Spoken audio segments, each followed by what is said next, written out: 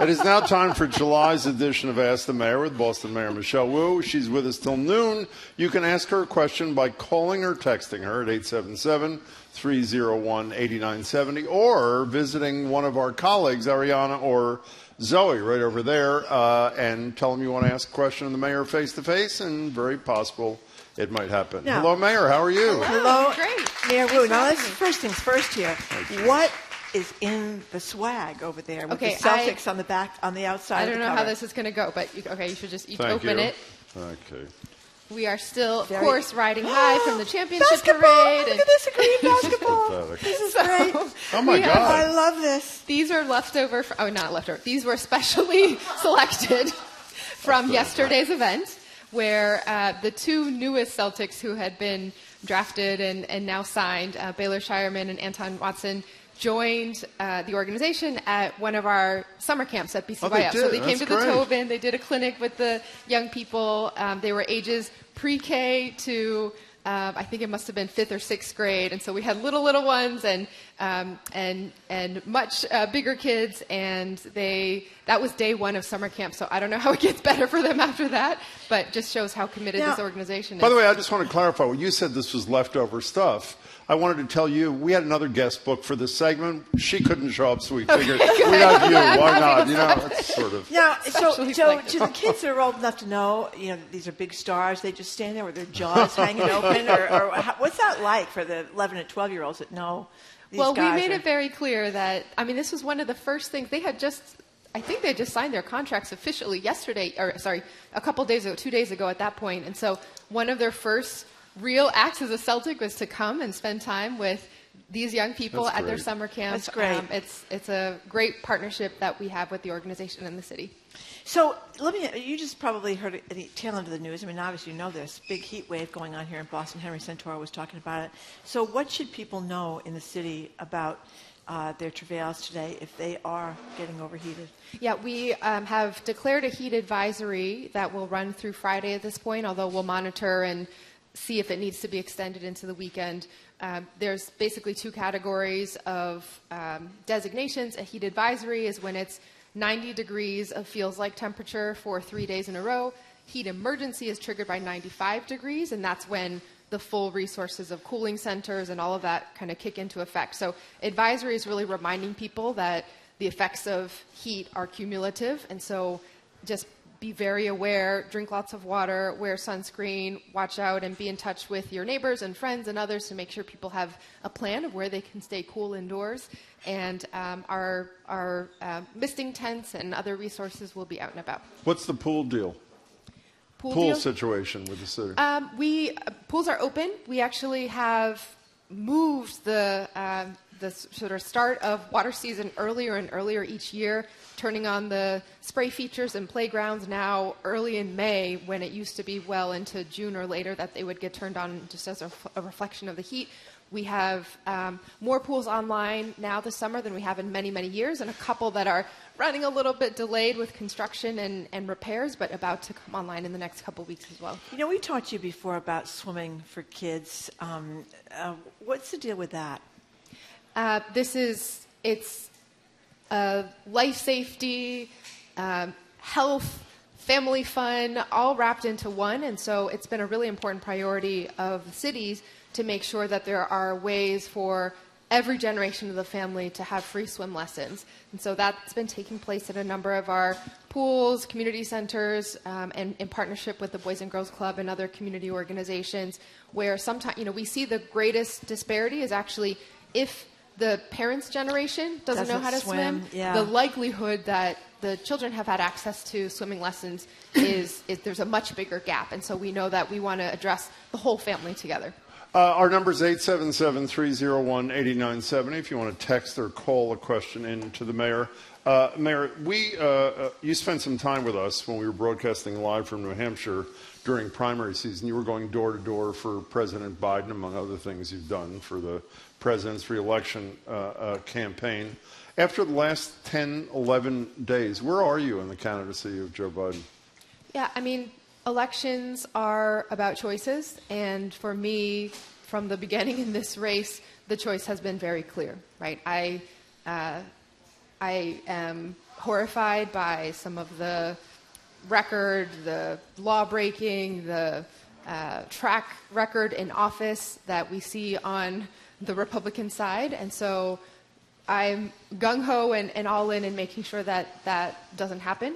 I also have had the privilege of working very closely with the Biden administration over my 3 years in this office, and so we are in touch with the administration on a weekly basis. They have delivered millions of dollars for infrastructure funding, new electric school buses, funding to address homelessness in the city, and so the scale of partnership has been incredibly effective for Boston. Well, just responding to the couple of things you said. One, very few Democrats, in fact, I don't know any, who think Trump is an acceptable choice, number one. And number two, virtually every Democrat, including those who think Biden shouldn't be the candidate anymore, praise the work he's done, just like you did for the first 3.5 years of his term. The question is, the governor is reported by the New York Times to say his political position is, quote, irretrievable after his debate performance. No, you know all these things. There's been no incumbent president since the history of polling who's had numbers in the 30s approval who's ever been reelected. Is he the right candidate? Do you support?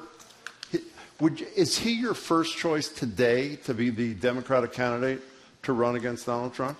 As long as Joe Biden is a Democratic nominee, I'm going to do everything that I can. Do you want him sure to be the wins. Democratic nominee? I have had a lot of experience, outside of one debate night, outside of one sort of observation. He's been in Boston multiple times. He's worked very closely with our administration, and I am, I can't share every detail of the many, many ways in which this administration has really delivered for Boston. But one last thing, and I won't harp on this, and again, our number is 877-301-8970. When you were watching the debate a week ago Thursday for whatever it was, 102 minutes, did you say to yourself, this person can be the president until he's 86, 4.5 years from now? I mean, What was your reaction to that debate? It was painful to watch. It was painful for multiple reasons on both sides, and I think that's been dissected quite clearly in the days since then. We have a process. Elections are governed by rules and procedures that are set ahead of time, and at this point in the process, the primaries are over. The delegates are pledged, and we have a window of time left before the convention, and that's when it's go time and on to the November election. But can you see that man from that night on that debate stage serving for 4+ more years in the toughest job in the world? I think looking at that one snapshot from the debate stage is, there's been a lot said about what that represented, and I think the larger question has been, is that typical of the sort of larger experience that people have had? I've had my own personal experiences. I try whenever possible to, even in just short conversations, to be at the tarmac when the president steps off Air Force One. And I've been in many, many rooms with him over even just the last couple of weeks when he's been in Boston. So I think it is up to the president, his campaign and team, and the American people for him to continue getting out there and to interact with people. And, where candidates aren't judged by any single instance. I mean, for the most part, it's a lot of observations that people make, and it's a lot of points of context that different people have. I have my personal context, and I think it's up to the president and his campaign to make sure that in these weeks ahead, everyone has as much context as they're able to provide. So you want him to stay in the race? If he's the nominee, I'm going to be backing him as solidly as I can. Let's go to Aaron and Milton. You are on with the mayor of Boston, Michelle Wu. Thank you for calling. Hello, Aaron. Oh, hello, Jim and Margery. Hi, you're on with the mayor. I love your and I listen every day. Thanks. Thank you. Mayor Wu, I'm a Boston public school teacher and a proud BTU union member. And I first of all, I want to thank you for your very progressive policies throughout the city. I'm a huge fan of the bus lanes in Mattapan and all the rest. I think these are great, ambitious plans. So why is the BPS negotiation team so anti-progressive? Why are they offering us only 2% raises, and they're refusing to guarantee that our school buildings will even have locks? So first of all, Erin, thank you for what you do. Among the most important jobs, if not the most important job, of making sure our young people have what they need to grow, and it's certainly not an easy job, and we've seen that especially over the last couple of years. So I think we were very. I was very proud of the way that the city and BTU came together for a contract when we first came into office. Now, this had been expired for some period, and so it covered a significant and very impactful period of time during the pandemic. Every contract negotiation is shaped by the financial constraints that the city is under. We're governed by Prop 2.5, which restricts our main revenue source at 2.5% increase every year, and that plus is new construction. Plus new construction, but that is a significant kind of tight belt around the city in terms of where we have the resources to do what we need to do, and so I think that's certainly a big factor here. We are hoping and eager to make sure that there's a contract settled once again that takes into account all of the full needs of our education system, and BTU has been incredibly sort of forthright that the needs that they're putting forward are not just about individual teacher salaries and working conditions, but about what our young people need, and in this case, whether it's safety or in the past around the staffing levels for social and emotional supports and other factors. So I know we're still in the midst of negotiations now and want to get those done as well and thoroughly and effectively as we can. Erin, thank you for your call. We appreciate it. This is from Suzanne, who is right now in the Pike, but I guess she lives or works in Boston. I have a question, says Suzanne, about the scooters and mopeds and small motorized vehicles being used for Uber Eats and various delivery systems, as well as general modes of transportation. They are rampant and lawless in the city. What are your plans to curb their lawlessness? You must get a lot of complaints about No, this is a significant safety issue, and we have seen a proliferation of this particular industry. Our approach is that it's really the key figures to, quote unquote, go after or really to hold accountability are not so much the individual drivers who really are put under that kind of time pressure by the wage structures, the conditions of employment that the major food delivery companies put on them. It's really the companies that also have to bear responsibility for how their operations are run. And so the police department and our streets cabinet had already been in touch and issued a pretty strong communication to the three biggest food delivery companies saying, we are going to hold you to standards of lawful registration of these vehicles, safe driving, and there will begin to be consequences even on the company if that is not followed through. And we have seen more and more direct enforcement on our streets as well. We're talking to Mayor Michelle Wu. She's with us until noon. The number to talk to her directly is 877-301-8097. Can I bring up a topic I'm sure you're sick of discussing with us and thinking about, is State House and home rule petitions. You are the mayor of Boston, is that correct? That is correct. And last that you won in a landslide, is that correct? That feels like eons ago. Okay, so you and the governor both supported a real estate transfer tax on very expensive dwelling sales to the money to go for affordable housing. The legislature apparently has rejected that, both the House and the Senate. You also, I don't know what the status is, but I assume it's before the legislature, the shifting of the burden of the property tax in the city away from residential payers to commercial payers. I don't know what else is pending up there. Do you have any indication before they go on their 5-month vacation that anything that you as the leader of Boston and the city council as the duly elected people want for the people of Boston is going to be approved by the people in Beacon Hill? We are still working very closely, and in fact, just yesterday we had a briefing with the Boston delegation of state legislators about our residential tax relief proposal, and that was, I think that was very helpful. We had a lot of questions that we went through and really helped to explain that one, there's a lot of misinformation out there about this, about the perception that this is about taking what would be a huge increase for residents and instead making it a huge increase for commercial properties instead, and that is actually not the case. Residents and our residential property tax base and our commercial tax base are both really important to the city. Each depend on the other for their financial stability and strength as well. And so we would be getting the tools to maintain the current ratio of 60-40, how our taxes come in, 60 from commercial, 40 from residential. Two important points. If we are able to access this shift to avoid what could be a 33% increase on residential tax rates, right, which is just unaffordable and would be at a scale that would be devastating to our residents. If we're able to use the tool to avoid that by tweaking the ratio, the total amount of commercial taxes collected would still be less than it was the year before, because we would use the tool if values go down. And so we're really talking about avoiding the shock on residents by having commercial properties have less of a decrease than they otherwise would. The other point that I think has been relevant is that the commercial tax rate today is way lower than it was 10 years ago or 20 years ago when this tool was last deployed successfully. And so we know that no sector wants to have an additional feeling that they're paying a greater tax rate than they would have been, even if it's still a decrease. And especially now, we need to do a lot to support the downtown businesses that are experiencing vacancies, and we are making a lot of efforts on that front. But this is about ensuring that we're in the right balance.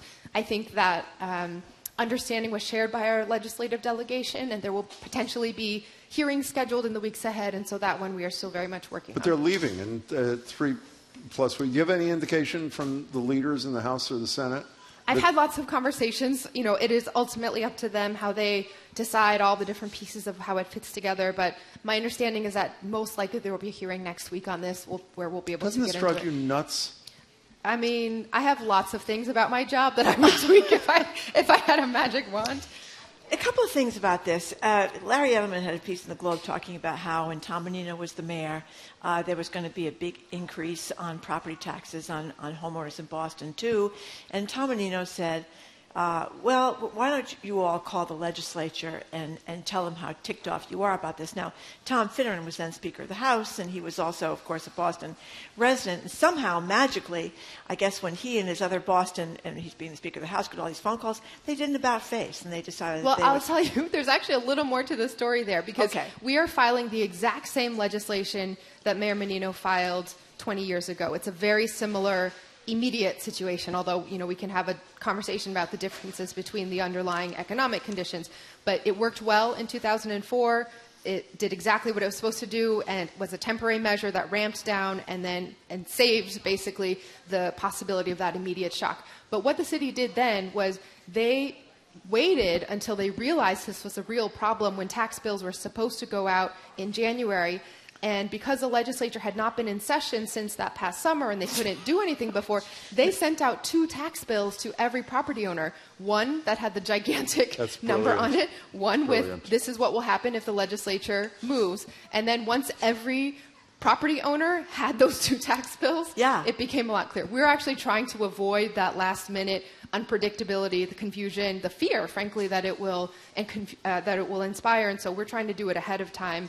But it's missing a little bit of that same kind of threat and urgency factor. Well, Aaron and Miklowicz, he's a Boston Democrat, and he's a big deal up there. He's the chair. We have to call it the powerful House Ways and Means Committee. But people calling the State House matters in these kind of we had a briefing with that was available to all of the Boston state legislators yesterday. They were either directly there or had staff there, and so I think it was a really important session, and our legislators understand what's at stake here. And one last thing, I don't want to belabor this, but people are very worried about their property taxes everywhere, and you're the mayor of Boston. Larry Edelman also talked to people from the Boston Municipal Research Bureau. They've been around forever, and they thought it might be a good idea to dip into this reserve, this $1.2 billion, but you don't think that's a good idea? No, I mean, we have built up what we believe is a healthy, sufficient reserve that should be for clear emergencies that are unexpected. This is of a nature where we know what tool we need to manage this, and it's been tried in the past. It worked successfully, and we are looking to do that again. When you dip into reserves, in this case, we would be using almost our entire reserves for a one-time situation that, frankly, isn't an economic crisis of the scale that we need to save that for. It would be impactful and harmful for our bond rating to do so, and it's actually quite important that we protect those reserves. Our number is 877-301-8970. If you'd like to speak to the mayor or text the mayor, that's the number. We've got Doug in Dorchester. By the way, before Doug, I have one more related question. What? Do you take 5 months off from August to December like the legislature does? Are you not around Nothing for those changes, 5 Jim. months? 2004, the mayor I'm just going said, to right? try to take 5 days in a row off at fine. some point in August. Sorry. Doug, I'm sorry. Doug in Dorchester, welcome. Doug. No problem. Hi, Jim.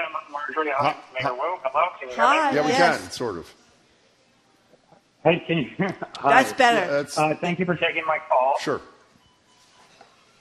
Go ahead. Great. So I have lived in a lot of cities across the country. I've lived in Boston for the past 7 years. I love it here.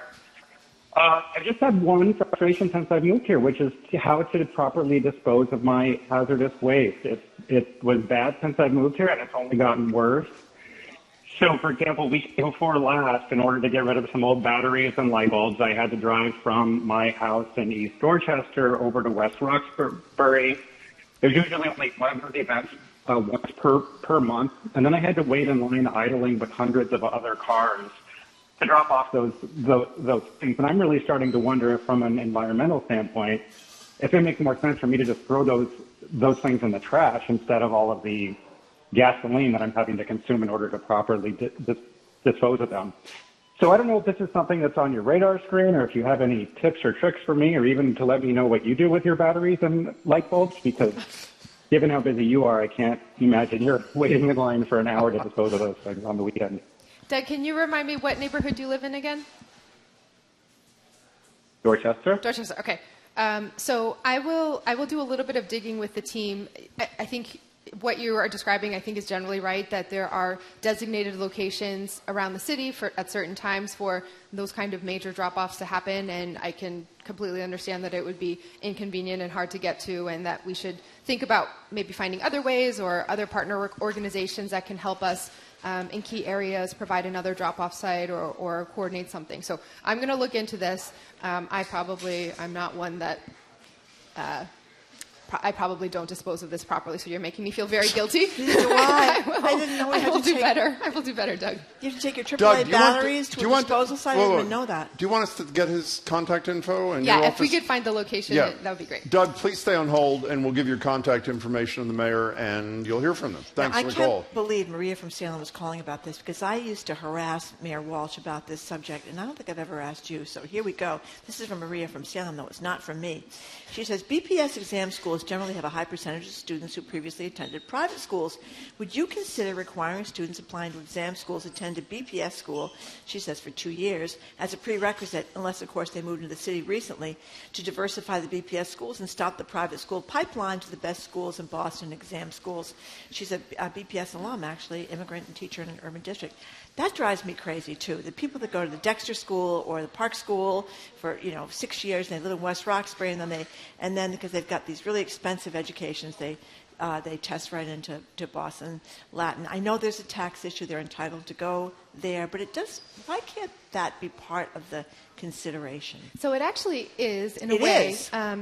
There are all sorts of legal rules that have to be followed about how to treat people from various communities similarly, and not distinguishing between different groups in certain ways. But in fact, the current or the revised exam school policy that first went into place with new admissions criteria as of, I think it started in 2020 or 2021, and then fully ramped up because they couldn't do the testing component during the pandemic. But we're now in the second year of this admissions process, and there's a little bit of a challenging piece of it where 10 points are awarded to those who are applying from a school whose population represents 40% and above of students being at the poverty line. Right. And so that's a zip code a thing. little bit of, no, that's actually separate from the that's zip code separate from the There's zip a zip code code thing. piece where there are 8 buckets, and those are the categories where students kind of by zip code are allocated a certain number of seats. And then there's an additional 10 points depending on the school that you are coming from, not your zip code. And so that is meant in a way to emphasize that the Boston Public Schools, which often are serving students of a greater population at the poverty line, end up having that direct little boost there. The challenge has been that not every Boston public school is at the 40%. Some of them are falling right below it, and so it kind of fluctuates every year. And so we've been having some challenge with certain schools, even within the district, feeling like they've been punished. And so there were some tweaks in it this year, and it's a piece that we are looking at as now we have 2 full years of enrollment data, admissions data, to look at what the larger policy should be. But just in a general kind of thing, it just always seemed unfair to me that if you had the money to go to a Dexter or a Park school and then to be able to tuition right in, it just doesn't sit right. It seems to me that the exam schools in Boston should be for the kids who came from the Boston public schools. Yeah, I mean, I think there's all different ways of looking at it, and the bottom line for me is that every child in our city should have every opportunity that they desire and that they want to grasp for. And you can't ever ask parents not to make what they believe is the best decision for their child at any given moment. We want, as long as the exam schools are seen as the only way to access a high-quality high school experience in Boston, or to have the scale of resources that are available, we will always be falling short of serving every child. And so we have to do more to, yes, make sure that the exam school seats are allocated equitably and how, that best reflects the goals that our district and our city have. But also the larger issue is that we want every child, no matter where you went to, 6th grade or 3rd grade, no matter what zip code you are, even if you're moving from somewhere else, you should come to Boston and feel like you have every opportunity within the public schools. Yeah, before we take a break, you mentioned you harassed Marty Walsh about that almost every month. Commonwealth Beacon, I'm sure you know this, is reporting that Marty Walsh and Lori Higgins, his girlfriend of at least, 25 years Could or be something? 40 years. Were married in the Caribbean. Did you know about this? I didn't know about that. I only knew when we were asked for the marriage certificate as verification for it. Congratulations. Well, congratulations to Marty Walsh and Lori Higgins. Both good we souls. harassed him about that too. Remember, they got the house together, and we asked, well, okay, you're living together now. When is the wedding? And he would always evade the question. Okay. Not anymore. Not anymore. John from Westford, you're on with the mayor. Thank you for calling. Hey, John. Hi. I was just wondering, why are there no vocational schools in Boston? I mean, there are tons of great schools that you can test into, but if college isn't your thing, I feel like the community would be better served or served with having some sort of another route, a vocational school. I mean, I live out in the burbs now, and we have 3 vocational schools, and these kids are leaving high school, getting union jobs. I feel like that would be a great thing for the inner city. Let's hear from the mayor. John, thank you. Thanks, John. I completely agree with you. And the good news is that we actually do have a vocational school. At Madison Park Voc Tech High School is the gem of vocational education in Boston. We're actually in the midst of a process to fully renovate and reconstruct that school so that it has the most modern and updated facilities to provide the experiences that we know students want and that employers are looking for as well. And so there will be many different pathways into various career tracks that will potentially even get added as we do the renovations. And so we're in the middle of the planning process with the Friends of Madison Park group and the school community and many others. In addition to that school, there are specialty tracks at many of our other high schools. And so, for example, earlier in the year, we had announced that there will be a massive expansion of the partnership at the EMK Health Careers Academy, where now Mass General Brigham is leaning in and guaranteeing internships, interviews, job placements, and we'll have a specially designed curriculum to blend those 2 institutions. UMass Boston is thinking about how to really ensure that there's an educator's track at the BCLA McCormick High School that they have signed an MOU to really be more involved with. We also have a climate school, a Boston Green Academy. So there are many different ways that we're really trying to ensure there are pathways into great job opportunities. John, thanks for the call. The number is 877-301-8970. Mayor Wu, a deputy superintendent of the Boston Police, Eddie Crispin, says he was demoted from the command staff last week after he refused to resign from the Peace Officer Standards and Training Commission, and that was the organization formed on the state level in criminal reform legislation after George Floyd was murdered, the theory being that it would improve standards, accountability, that sort of thing. The spokesperson for the police department says that what Crispin says is, quote, not accurate. What is accurate and what's inaccurate about what former Superintendent Crispin is saying? So I think we're talking about two entities here that are kind of part of this conversation. There's the Post Commission, which is a state-level agency that was set up thanks to the leadership of our state legislature around criminal justice reform and police reform. And then there's the Boston Police Department's command staff, which is the equivalent of a cabinet or senior leadership team that the police commissioner, Michael Cox, appoints. And these are roles that he chooses who is on that team. As I understand it, and again, I wasn't involved in individual conversations along the way, but my understanding from the commissioner is that the knowledge that Sergeant Detective Crispin would be on post did not happen until much later in the conversation after that nomination and appointment had been made, and the commissioner really believes that the best interest of the department and post to function well and to each do their job, post as an independent oversight agency regulating Boston and police departments around the Commonwealth, and the command staff as an internal policy-making and supervisory entity focused only on the city of Boston, that to keep those independent would be in the best interest of how he wants to choose and set up his command staff, with the focus just on Boston, with the sort of speaking with a unified voice, supporting the department and their internal management. And so essentially there's basically a policy that he's decided that command staff, post positions should be held by those who are not on the command staff in Boston, to keep those entities both fulfilling their respective missions fully.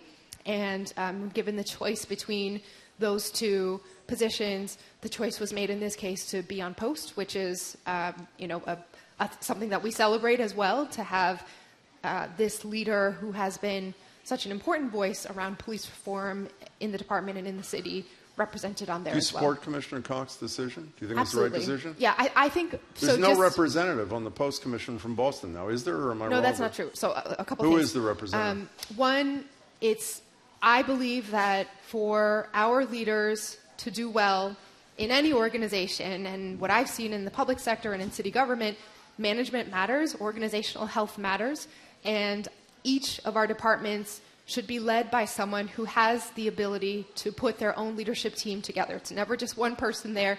They have to be able to surround themselves with the people that they choose, and I fully back his judgment. And I think it's been working, right? We've now been lauded nationally for having unheard of low numbers when it comes to public safety statistics. Multiple years setting and breaking records for lowest levels of gun violence in the city, although we have much more work to do. We have a command staff that is nearly 2/3 people of color in the police department, never been at that level of diversity, 30% women, never reached that level previously. We have a police contract that was settled that, again, no other department around the country has ever settled a contract that actually took away the opportunity for officers who commit serious offenses to not have the avenue of going to arbitration and getting their job back. We've achieved great results, and the commissioner is doing an amazing job leading this department. He needs to have every ability to shape the team around him. But I am wrong when I said Boston now doesn't have a representative. Oh, sorry. So Sergeant Detective Crispin is serving on posts, representing. Oh, he'll stay there. Yes, exactly. That's what he chose. And just be demoted within the department. It was the decision was command staff Okay. or posts, and so there are actually two Boston affiliated officers on post. One is Sergeant Detective Crispin, who is in the Mambleo seat, where Mambleo recommends 5 names, and the Attorney General picks one of them. And then the union also has a different seat as well, so Larry Calderon is on there as well. 877-301-8970 is our number. Anne in Rosendale, thank you for calling. Hello, Anne. Hello. Thank you for taking my call. Sure. I live in Rosendale, and I have a question about a storefront that's been vacant for a number of years. The mayor may know about it. It used to be a Petco, and there's a for rent sign on this large property, and it really bothers a lot of us that it's not being rented. And the rumor is that the rent is too high, and it's somehow more profitable not to rent the building. I was wondering if the Mayor Wu, if you know anything about this, or could the city get involved? I am not following this. I'm not familiar with the particulars of the rent in this case, but certainly know this storefront very well. I think everyone in our neighborhood watched the saga unfold of Petco coming to the neighborhood, even when there was already a beloved, locally owned pet store. And then it was of such commitment of the community to really support the local store that Petco then closed at some point and kind of left the storefront there. I don't know about the particular details of rent with this landlord, but the best entity, and I'll reach out to them afterwards, is the Rosendale Village Main Streets group, whose mission is to represent the small businesses in and around the square. They're an incredible organization, and I'm sure they would know much more and can give I'll get the update from them. And thanks for the call. Mayor, I don't know if I want to eat outdoors today. Maybe by dinner time it would be less oppressively hot and humid. But in any case, I didn't realize this. The Globe just reported that the number of restaurants we had back in 2021, which is sort of, I guess, in the middle or tail end of the pandemic, was 400 with outdoor public spaces. Now it's down to 135. And that most of them are in the Back Bay. In Dorchester, there are only 6. Hyde Park, Mattapan, West Roxbury have no outdoor dining in public areas, excluding the North End. I know you've had a back and forth with the restaurant people up there. But how come? It seems like a nice idea when it's not quite as hot as this. Yeah, I'm going to double check my numbers here. I think we are actually up to 215. Oh, wow. If I am correct. Because some of them just apply as the weather gets nicer. And when the story came out, it was actually quite early in the season. Many of them take advantage of... It was mid-June. Yeah, okay, you're right. Many of them take advantage of the summer more. More than 215 establishments are doing outdoor dining this summer, and you can find a full map of them on boston.gov. We did change the parameters of the program after the pandemic. During the pandemic, it was meant as a restaurant rescue and relief program where basically regulatory agencies everywhere looked the other way on accessibility requirements, on some of the provisions that we have determined are important for safety when you are dining so close to vehicles going by. And so many more of those were codified. And so now we're in the shape of what will be the permanent program moving forward. But it does require access with ramps for it to be accessible and level at the right angles, and different barriers that are a little bit more sturdy than some of what was used initially. And I think some restaurants, now that people can dine indoors, they're seeing people want to dine indoors and maybe not justifying the cost of hosting the whole outdoor space as well. It's up to them. We try to make it as easy as possible. We have dedicated staff to support the permitting, and we have templates for how you can lay out your space so that it does meet all the requirements. And so far, we're at 215 or so. So I saw you looking at your phone to get that number. How many days left in your first term? It was 500 something. Okay, hold on. How many? 540. 540. So how's the re-election campaign going? There will be plenty of time for that. I'm sure I will talk about that on this show when I'm nice by the way, and ready. Margery and I and our team went to a couple of events several nights in a row, from the Bay State Banner one-year gala to a whole bunch of things. Yeah. Every event we went to, Josh Kraft was at. And obviously people know Josh Kraft, who was head of the Boys and Girls Club. He's now head of the Kraft Family Foundation. There are rumors that he's contemplating running. Do you talk to him? There are many. Boston is a city where it is world class, so much happening, but also small enough that I bet there were probably 100 people who are at all three of those events with you at each of them, and so we get the chance to run into everyone out and about at town, and I have tremendous respect for all the people who are very involved in various ways in supporting the city, including him. I don't have a personal relationship there, but know that there's a lot of work that many people around the city care about and are involved in. Ed, in the car, you're on with the mayor of Boston, Michelle Wu. Hey. Hi, Mayor. Thank you for Oh, my question is regarding people who are in a homeless situation.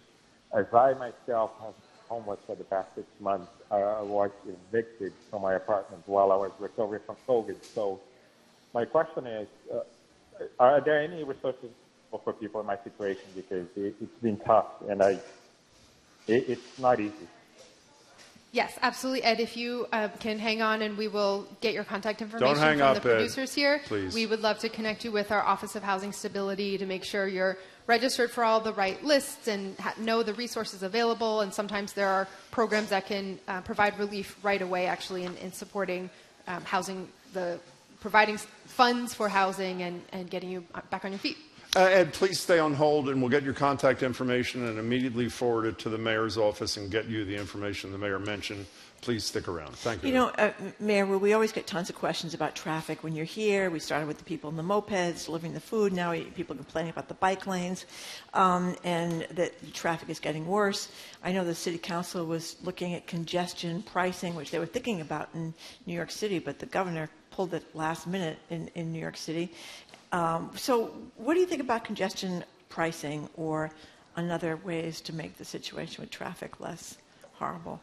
Yeah, I mean, I think, so with congestion pricing in particular, there's often a bunch of different goals mentioned, and to form the right policy or even to decide the details between a wide range of choices for congestion pricing, you really have to be clear about what you're trying to achieve with it. Some communities want to use it for air quality and to just try to reduce the number of cars in and put a charge so that people actually aren't driving and aren't coming in that way at all.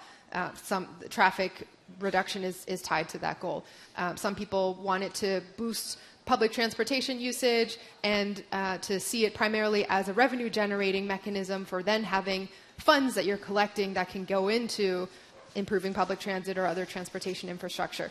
A lot of what you can choose in that depends on how reliable the public transit alternative is right now. And so we've seen a lot of progress, and I think General Manager Eng is doing an amazing job of really getting things literally on track and fixing slow zones and digging out from decades of deferred maintenance. We're not there yet in the T being a reliable, convenient, or the most reliable and convenient source of transportation. So if we were to put in congestion pricing right now, it would primarily be about generating revenue and kind of pushing people into other options or different times of day if they can afford to, but there are many who can't afford to. So I'm open to continuing to find every possible way that we can fund public transit and fix our transportation system, because that's really the core issue around affordable housing, around the future of downtown. Every major employer I speak to, when I go in to do town halls at some of our large companies, everyone just wants to ask when the T will be fixed and when they can start relying on using it to come back in person again. You know, Margery asked you before about this sidewalk dining thing, and she knows I'm obsessed with it. Margery likes it. I don't care how hot it is. I love it. Are you able to do things like that, or you can't because you couldn't have 2 minutes to yourself? Are you able to do things like that? Yeah, no, I'm out and about a lot by myself. No. No, I understand that, but can you eat at a restaurant outside and have peace, or no? And I mean, I think for anyone who is serving at the local level, city councilors, even some of the department heads and cabinet chiefs, we do this because we like the level of government where you're actually able to hear directly from people. So I think usually when I'm with my kids, people are generally very nice and kind of aware of having some family time, but I don't mind at all. I actually think it's important to hear directly from folks outside of just what I hear within City Hall and within my office. Mendez, you're in Boston. You have a couple of minutes with the mayor of the city of Boston. Hey there. Hey, how are you guys doing today? Fine, thanks. I love you guys. Thanks. Thank you. Mayor, you're doing a great job. I Thank just you. got a question about Mass Ave, right? Yeah. So you guys have the safety patrol officer just going around. It seems like all you guys are doing is just moving people from one street to another, and the issue's not really being solved. I still see people using drugs out in the open. Nobody's really doing nothing but moving them from one street to another. What is the solution there, if you don't mind me asking? Yeah, thank you so much, Mendez. And this is an area where we've been really involving a lot of different departments and community organizations and trying wherever possible to keep improving how we are providing services. So sometimes it may, well, first I'll just say one thing. This summer, compared to a year ago, we are measuring very carefully kind of what the situation is. We have a crowd count every day and also keep track of the different interactions between the individuals who are at Masks and Casts and all of our public health and public safety outreach teams. So a year ago in June, the numbers were something like, on average, between 130 or well over 200 people gathered at any given time, lots and lots of tents as well. We have since implemented some policies to more directly connect people to shelter and housing right away with an ordinance and other provisions that allow public health and public safety to move together.